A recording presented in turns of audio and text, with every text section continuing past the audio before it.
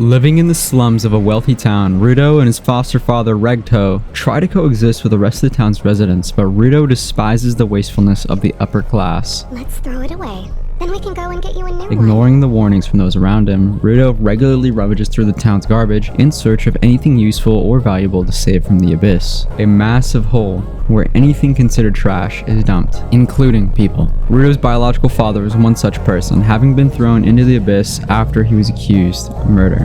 One day, after running into a mysterious figure on his way home, Rudo returns to find Regto's body lying on the floor. He's immediately found at the scene by authorities and is charged with murder. No one believes his claims of innocence, and he is thrown into the abyss. Instead of dying, however, he finds himself in a strange, foul-smelling place, surrounded by monsters made out of trash.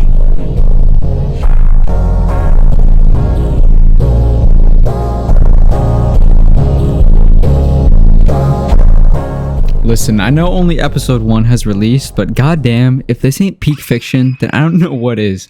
So far, just in one episode, this show has blown the anime community and myself away. Goddamn, it sounds so cringe to say that I'm part of such a neck-bearded community, but here we are in the big 25. I don't give a fuck. Clown me in the comments for watching anime at the ripe age of 20. But not only are the visuals on fire with incredibly fluent and clean animation, but the musical score is just as hot with Taku Uesaki as the composer. The same artist who's composed for Gurren Lagann, Akame ga Kill, and Bungo Stray Dogs, just to name a few teeny tiny small unpopular anime he's worked on. Of course, with such a renowned composer, it's expected for tracks to come in and out at the most perfect moments, and so far the soundtrack has perfectly matched the setting and tone. The most standout example obviously being when Rudo was dropped into the pit.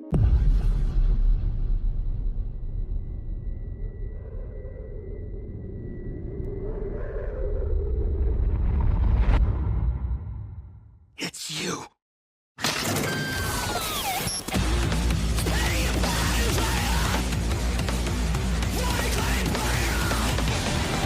Aside from what we've seen and heard from the visual and audio side, the storytelling is also amazing and incredibly stylized. I really want to see more moments like this, where things enter this incredibly stylized art style. Aside from the obvious revenge plot, there also seems to be a few other things that the story alludes to.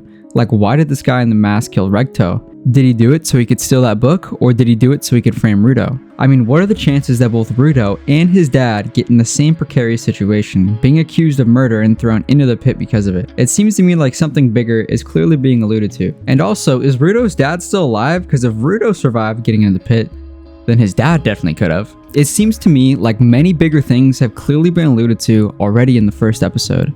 Also, I just gotta get this over with. Fuck this bitch, bruh.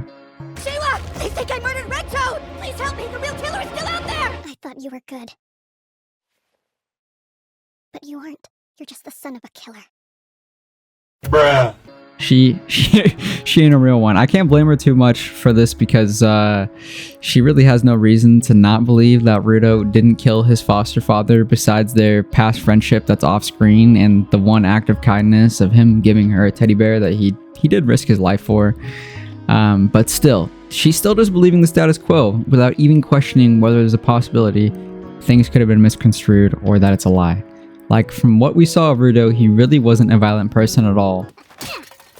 No one's gonna buy this fixed up crap. Not after you've touched it. You seen him with these gloves off? It's creepy as hell. He's got like a disease or something. Yeah? And so what? That doesn't mean he's any different than us. It's still a really bad idea to hang out with him, right? His dad's an actual homicide. So, I don't know. Like I said, I can't blame her too much, but personally, fuck that bitch. Okay, moving on. All I'm really hoping for right now is that it's not just the first 3 episodes that are good, and that we don't have a Ninja Kamui situation where the season just dips to shit after the first 3 episodes. I doubt this will happen because this is being produced by Studio Bones, but sometimes you just never know. Oh, and I bet yo ass thought this was gonna be another 12 episode anime since it was so peak, but nah, we're in 2025, baby. Oh, yeah, baby. There are gonna be 24 whole episodes of this peak this season.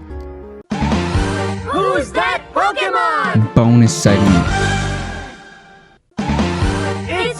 Hello Internet, welcome to Film Theory. I felt like since this is the first episode, this is the best opportunity to theorize a little bit and see if what I was guessing will have some truth to it later in the season. First off, we gotta go back to this book that the masked guy stole.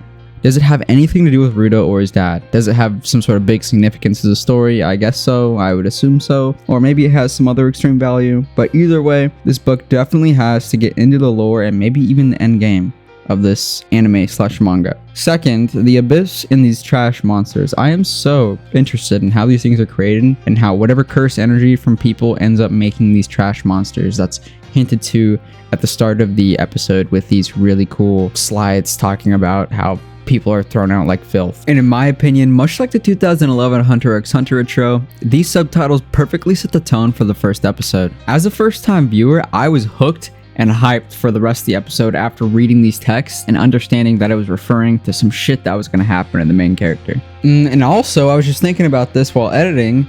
How did the abyss start? How did this whole thing with the abyss and throwing trash into some massive hole in two separate segregated societies? How did this begin? This obviously wasn't going on forever. Maybe it has been. I feel like there's got to be some deeper lore. I'm interested. Come on, feed me, Gachiakuta. I need more. And I've heard this peak series is a peak magic system, so I'm getting even more excited to see that introduced for the first time. The next episode will probably already be out by the time you're watching this, so maybe some of these questions have already been answered, and maybe the magic system's already been introduced, maybe. Either way, the series is already on the first episode, got me theorizing on the edge of my seat, trying to figure out what comes next. It's a bit early, but could this be anime of the year? Maybe I'm glazing a bit too much, but damn, this really was such a rare spectacle of a first episode. It reminds me of Kaiju number 8. Anime these days really has hit a brand new standard. To conclude, should you watch this anime? Yeah. If for some reason you're watching this video and you haven't seen this fucking masterpiece of a first episode, watch the damn anime. I highly recommend you give it a shot. I am on the edge of my seat, gooning for the next episode, and I am almost certainly going to read the manga at some point just so I don't get spoiled on the twists, as I've already been spoiled on who this fucker is with the mask because of TikTok image comments. Fuck, I have a love-hate relationship with TikTok right now. But anyways, like and subscribe if you want me to make more content like this, and if this video does well, I'll probably make more vids on this goated ass series as more episodes come out. Anyways, peace out, thank you guys for watching. Oh, and leave a comment, I reply to those.